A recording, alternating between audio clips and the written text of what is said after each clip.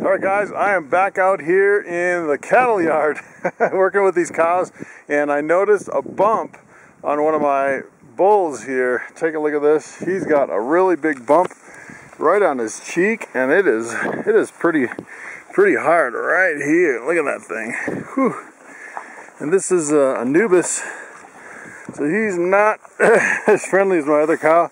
So what I think I'm going to do is put another water container out here and start treating with oxytetracycline in the water. I'm thinking it's probably some kind of, maybe something hard that he ate that maybe punctured part of his lip, or his inside of his mouth, because it's like right past the corner of his mouth here.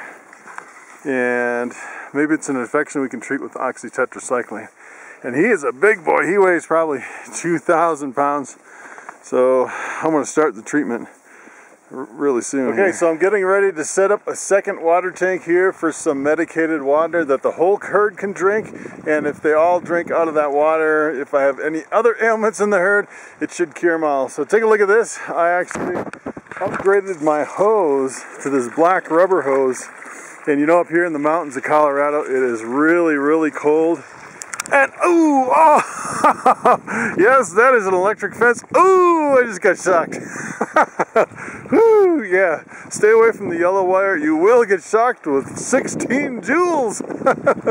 Whew. Anyway, as I was saying, whew, it's hard to keep the water thawed up here, and it's almost always a solid, and I'm always over there chipping away at the ice. I actually have a little circulating water pump underneath, and it wouldn't really do the job, so I dropped a little heater in there too, and the heater kind of sunk and froze over. So I've been having problems keeping the water thawed. You can put a bigger heater in there, but it takes a lot of electricity. It'll run like, it'll take like $50 or more per month to actually thaw that out. So what I actually did on this hose is I've been having problems with the hose all winter long, and I actually switched my hat because it is just too cold out here. We had a warm day yesterday, and it kind of tricks you up here in the mountains of Colorado where you think it's warming up and then you get hit with the cold again. And I rolled up my hose when it was frozen, and the whole over here I have my hoses. I have multiple hoses that when I rolled it up, they all just shredded apart. The only hose that survived was this black rubber garden hose, and apparently it's really good for really cold weather. And as a matter of fact, it was totally frozen inside the hose, and I thought, well, I think I'll hook it up and see if it actually runs the water. And sure enough, it has enough expansion in that hose for the water to get through around the edges, and if it can get through a little bit, then it actually melts the inside of the frozen ice in the hose, and it'll actually run the water through the hose. And I really needed water today because I really want to treat those cows today, and let me show you how I'm going to set this up.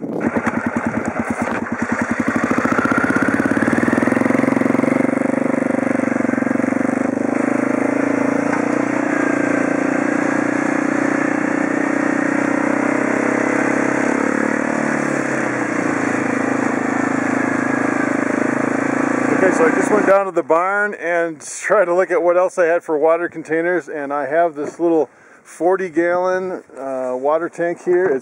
I actually used to use it back when I had my llamas. And the thing about treating with antibiotics is you have to change the water every day for 5 days.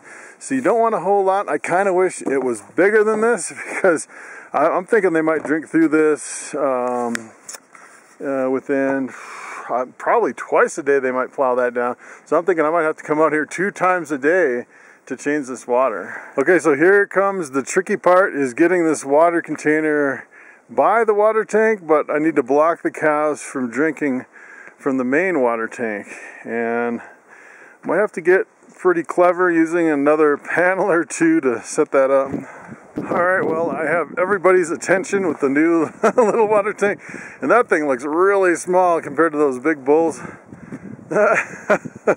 I always think I need one a little bit bigger, but I think what I'm going to do is I'm going to completely block off this water tank with another panel so they can't get to it, and then maybe move this other panel maybe in the corner, maybe over here. Okay, so I moved the little tank over here and I added oxytetracycline that's water soluble, and hopefully they won't dump it from over here. It's kind of stuck in the corner. That's kind of my hope, is they won't actually dump the water, move it around. I'm thinking I could probably use some kind of a rope or something and kind of bind it right here, so if they try to slide it, it won't go too far.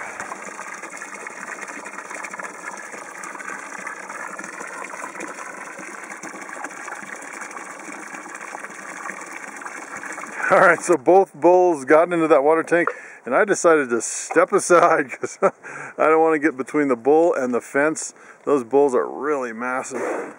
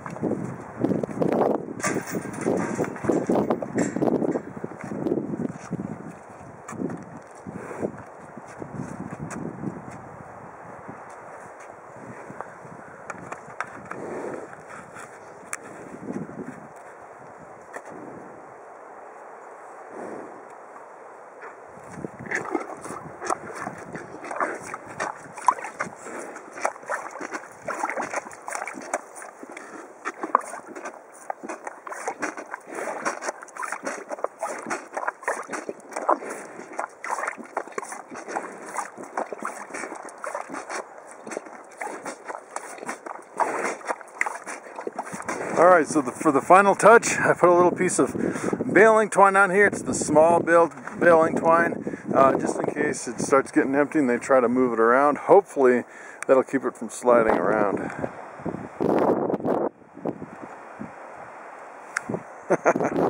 Someone's curious about that string. We'll see how long that lasts. Alright, so that's pretty much it. When it comes to animals, especially when you have a lot of animals like I do, seems like there's always some animals getting in trouble, getting hurt. You can almost do a whole show just on fixing animals health-wise, and you know, it's almost like you could do a veterinary show, you know, instead of an animal adventure show, because there's so much that's involved with so many animals, especially if you get on a level like I am. I have, you know, hundreds of animals, and there's always something going on. You know, it's kind of interesting that having so many animals and dealing with so many problems. And I think a lot of people, especially if you watch animal adventure channels or anything with people dealing with a lot of animals, they never really show the negative side of the animals and all the problems that they face. And I think on this show, I'd like to kind of take you through everything, the good and the bad. And this is kind of the bad. You know, I've had, especially if you look back at my Jersey milk cow. I don't know if you watched some of those videos back then, but it was like the first day I should have known. It was like there's something wrong with my cow, and 3 days later it was too late and she passed away. And I was thinking, you know, now I've kind of learned from that experience that if you see something, as soon as you can, the faster you can treat that animal, the better, because sometimes you just have a really short window of time, and then if you miss that window, it's too late, unfortunately. So it's the lessons learned, and as you go through all these animal adventures, look at this big old welt on him. Yeah, he's still doing good. He's pretty spry. He's looking really good, but that big old welt on his cheek really concerns me, and hopefully this oxytetracycline will clear it up. So anyway, that's my animal adventure for the day. Thanks for coming along for the ride, and I will see you next time. Look at you, huh? Look at you. Oh my goodness. Oh my goodness. Oh, so sweet. Oh, you're a sweetie. Yeah, that cow would eat me if she had a chance.